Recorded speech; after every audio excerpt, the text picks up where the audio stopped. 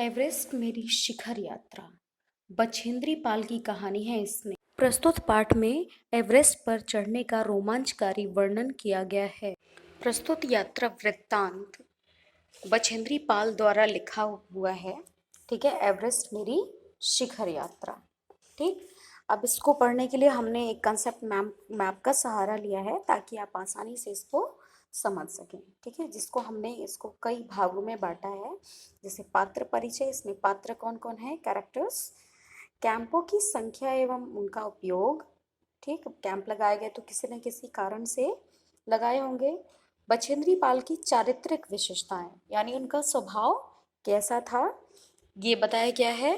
ठीक, और उसके बाद है उद्देश्य, यानी इस पाठ को पढ़ने के पीछे हमारा उद्देश्य क्या है ना। हर चीज को पढ़ने का कुछ ना कुछ उद्देश्य अवश्य होता है, तो इसको हम लोग इस पाठ में जानेंगे। ठीक है, पात्र में देखिए सबसे पहले तो बछेंद्री पाल ही है, जो जब लिखती हैं तो क्या करती हैं, लिखती हैं तो अपने बारे में जब वो लिखेंगी तो आपको खुद ही लगेगा कि आप उनके साथ ही साथ आप भी पहाड़ की चढ़ाई कर रहे हैं, एवरेस्ट की चढ़ाई कर रहे हैं। दूसरे हैं कर्नल खुल्लर। तीसरे हैं उपनेता प्रेमचंद्र। ठीक है, इनका बड़ा अहम रोल होता है। क्यों? क्योंकि ये अग्रिम दल के नेता होते हैं। अग्रिम दल होता है जो इनके दल से पहले, इनकी टीम से पहले पहुंच करके जो रास्ते में जो भी कठिनाइयां होती हैं, जो भी परेशानियां होती हैं, उसको वो क्या कर देते हैं, ठीक कर देते हैं। ठीक, जय है एक जो इनके मतलब इनको मदद करते हैं। मीनू है जो एल्यूमिनियम की सीढ़ियों से अस्थायी पुल, ठीक है, ब्रिजेस बनाना सिखाती हैं। ठीक, कि किस तरह से अगर कहीं पे ब्रिज बनाना पड़े तो किस तरह से बनाया जा सकता है। बिस्सा हैं, की हैं, ये सब लोग इनके साथ हैं। ठीक, कैंप की संख्या एवं उनका उपयोग। अब देखिए नंबर ऑफ कैंप्स कितने लगाए गए यहाँ पे। पहला बेस कैंप लगा, ठीक, जहाँ से सारी प्लानिंग करनी थी, है ना, कि कितने लोगों की टीम होगी, कौन क्या काम करेगा, इन सब चीज़ों का ब्यौरा यहाँ पे रखा गया। फिर है कैंप 1 जो 6000 मीटर पे लगाया गया। ठीक, कैंप 2 जहाँ पे प्राथमिक उपचार किया जा सके। देखिए अगर ये लोग चढ़ने गए थे एवरेस्ट, तो ये बहुत ही जाहिर सी बात थी कि किसी को कभी चोट लगेगी, कभी किसी की तबीयत खराब हो सकती है। इसलिए प्राथमिक उपचार के लिए, फर्स्ट एड के लिए भी एक कैंप लगाया गया। कैंप 3 में तंबुओं पर हिमखंड का गिरना। देखिए कैंप 3 पर ही एक बार लेखिका सो रही थी तो क्या हुआ कि अचानक से ऊपर से बहुत सारे जो हिमखंड थे वो आकर के गिर गए, जिसमें कई लोगों को चोट भी आई। खुद लेखिका भी जो थी वो भी क्या, वो भी दब गई थी बर्फ से। ठीक, तो बड़ी मुश्किल से इनको निकाला गया। कैंप 4 साउथ पोल पे 7900 मीटर पे लगाया गया। ठीक, और उसके बाद था शिखर कैंप, जहाँ से अंतिम चढ़ाई करनी थी। ठीक, यानी कि उसके बाद जो था रुकने का कोई गुंजाइश नहीं थी। ठीक, वहां पे शिखर कैंप लगाया गया। बछेंद्री पाल की चारित्रिक विशेषताएं। चारित्रिक मतलब क्या होता है? चारित्रिक मतलब होता है कि उनके स्वभाव में कौन कौन सी विशेषताएं थी। ठीक, देखिए साहसी थी। ठीक, अब देखिए यहाँ पे हमने बोला कैंप 3 में उनके ऊपर बर्फ गिर गया। ठीक है, बर्फ क्या गिरा, बहुत तेज चोट लगी उनको, और साथ ही साथ वो बर्फ के अंदर दब गई थी। उसके बाद भी वो डरी नहीं, उसके बाद भी उनका हिम्मत नहीं हारा कि नहीं अब मुझे नहीं मतलब मुझे नहीं जाना, चढ़ाई नहीं करनी, ऐसा कुछ भी उनके मन में नहीं था। साहस के साथ वो खड़ी थी कि नहीं है, आगे जाना ही है। दूसरी है दृढ़ निश्चय। ठीक, कहा जाता है कि बचपन से इनके माता पिता इनको बहुत ज्यादा पर्वतों पर चढ़ने से रोकते थे, लेकिन अब पर्वत क्षेत्र में रहते थे तो हर छोटे बड़े काम के लिए पर्वत पे चढ़ना आवश्यक था। ठीक, तो क्या, और इनके मन में ये भी होता था कि अच्छे ये लोग मुझे रोक क्यों रहे हैं, तो इन्होंने दृढ़ निश्चय कर लिया था कि इनको भी पहाड़ पे चढ़ना है, एवरेस्ट पे चढ़ना है, सो इन्होंने किया। बहुत ही सहयोगी स्वभाव की थी। ठीक, सहयोगी स्वभाव के क्यों, एक बार क्या हुआ कि जब ये अपने कैंप में थी तो इन्होंने देखा कि मीनू और की आ रहे हैं, जय और की आ रहे हैं, तो इन्होंने क्या किया, अपने हाथों से उनके लिए चाय वाय बनाया, गर्म पानी किया और उनके लिए ले जा करके दिया ताकि वो क्या कर सके, आसानी से उसको पी सकें और उससे वो चढ़ाई में उनको मदद मिल सके, है ना। और यहाँ पे ये लोग बोलते भी हैं कि अरे आपने इतना कष्ट क्यों किया, तो इन्होंने बताया कि अरे कष्ट की क्या बात है ना, अगर मैं आप लोग के साथ हूँ तो मुझे भी वो सारे काम करने चाहिए जो आप लोग कर रहे हैं। ठीक। उसके बाद है सहयोग, धार्मिक प्रवृत्ति। ठीक। कहा जाता है कि जब ये पहुंची एवरेस्ट पे तो इन्होंने सबसे पहले क्या किया, अपने झोले से एक हनुमान चालीसा और साथ ही साथ दुर्गा जी की एक फोटो निकाली, छोटी सी पूजा अर्चना की और उसको वहीं पे बर्फ में दबा दिया। इसका मतलब क्या था, इन इनका जो स्वभाव था वो बहुत ही धार्मिक था। ये वहां जाकर भी इन्होंने क्या किया, भगवान को थैंक्स बोला, एक तरह से धन्यवाद अपना ज्ञापित किया। ठीक। माता पिता एवं बड़ों का सम्मान। माता पिता एवं बड़ों का सम्मान कैसे पता चलता है कि जब ये एवरेस्ट फतह कर लेती हैं तो सबसे पहले वहां पे वो फोन करती हैं। ठीक। किसको, अपने गुरुजनों को, अपने माता पिता को, है ना। और बहुत प्रसन्न होती है और वहां से इनके जो नेता होते हैं, ठीक, कर्नल खुल्लर, वो इनको बधाई देते हैं और ये भी कहते हैं कि तुम पहली महिला हो जो बिना परेशानी के, बिना कठिनाई के, तुम एक ही बार में, पहली बार में ही एवरेस्ट फतह कर लिया तुमने, कि अब तुम जब लौट कर जाओगी तो वो दुनिया तुम्हारे लिए बिल्कुल अलग होगी। ठीक। अब जब तुम लौट के जाओगी तो वो दुनिया जो है तुम्हारा सम्मान करेगी, अब तुम्हें पूरी दुनिया जानेगी, तुम्हारी एक पहचान होगी।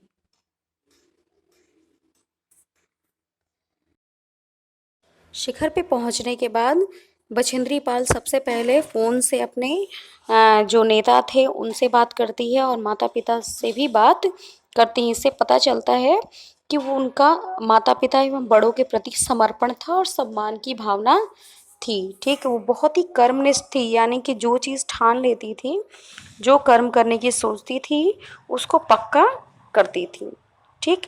अच्छा, इस पाठ को पढ़ने के पीछे उद्देश्य क्या है ना, महिला सशक्तिकरण की प्रेरणा। यानी कि जो औरतें अपने आप को कमज़ोर समझती हैं, ठीक, वो इनकी कहानी को पढ़ करके, समझ करके इनसे कुछ न कुछ प्रेरणा ले सकेंगी, सीख ले सकेंगी। ठीक। फिर है लक्ष्य के प्रति समर्पण की भावना।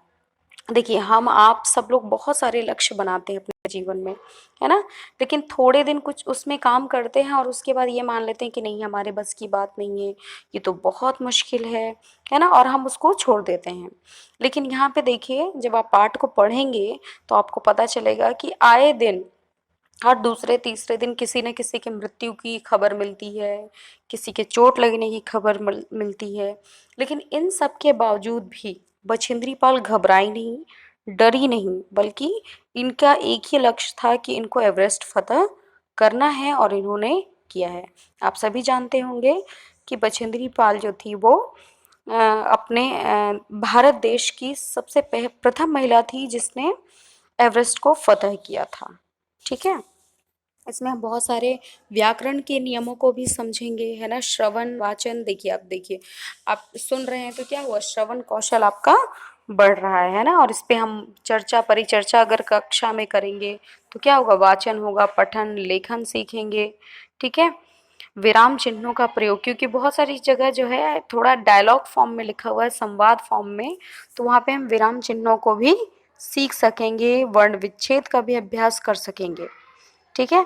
अब देखिए, इसमें स्लाइड में नीचे कुछ क्वेश्चंस लिखा है और मैंने लिखा भी है आंसर इन कमेंट बॉक्स। ठीक है। कमेंट बॉक्स में आपको लिखना है, जिसमें पर्यायवाची है। ठीक।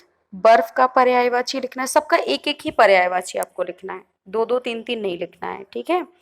पताका, धरती, हिमालय इत्यादि, मात्र 4 शब्द हैं जिसका आपको कमेंट बॉक्स में उत्तर लिखना है। ठीक है।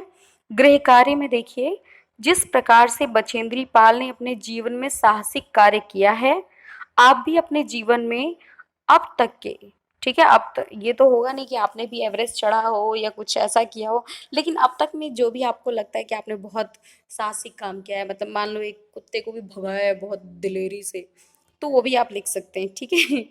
आप अपने जीवन में अब तक के सबसे साहसिक कार्य के बारे में वर्णन करते हुए आपको एक पेज का अनुच्छेद लिखना है। ठीक है। अब हम पढ़ेंगे एवरेस्ट मेरी शिखर यात्रा का सारांश। ठीक है, हो सकता है कि ये अगले लेक्चर में आए। ठीक, लेकिन अभी स्टार्ट करते हैं। ठीक, पाठ का सारांश जान लेते हैं। बछेंद्री पाल एवरेस्ट के शिखर पर पहुंचने वाली प्रथम भारतीय महिला है। इस पाठ में इन्होंने एवरेस्ट की चोटी पर पहुंचने को रोमांचकारी वर्णन किया है। ठीक है, देखिए जब आप इसको पढ़ेंगे ना तो आपको लगेगा कि आप भी साथ साथ में चढ़ रहे हैं एवरेस्ट की चढ़ाई। ठीक, एवरेस्ट अभियान दल 7 मार्च को दिल्ली से काठमांडू के लिए हवाई जहाज से चल दिया। ठीक, आप सभी को पता होना चाहिए कि एवरेस्ट की चढ़ाई जो है वो काठमांडू से ही स्टार्ट होती है। एक मजबूत अग्रिम दल बहुत पहले ही चला गया था। अग्रिम दल यानी कि जो इनकी टीम थी, इनसे भी पहले वाली जो टीम है, सर्वप्रथम जो टीम गई वो चली गई, जिससे कि वह हमारे बेस कैंप पहुंचने से पहले दुर्गम हिमपात के रास्ते को साफ कर सके। दुर्गम यानी कि जो बहुत ही कठिनाई भरा रास्ता हो। ठीक है, हिमपात यानी कि जो बर्फ वगैरह गिरेंगे उनको साफ कर सके। लेखिका ने नमचे बाजार पहुंचकर एवरेस्ट को निहारा। अब देखिए यहाँ पे लेखिका जो लिखा गया है किसको, ये माफ कीजिएगा, ये शायद बुक में मिसप्रिंट है। ठीक, इसकी लेखिका भी बछेंद्री पाल ही है। ठीक है, जो यशपाल है ये इसके बाद जो है चैप्टर उसके लेखक ये यशपाल है। ठीक है, तो आप इसको थोड़ा सुधार कर लीजिएगा। ठीक, लेखिका ने नमचे बाजार पहुंचकर एवरेस्ट को निहारा।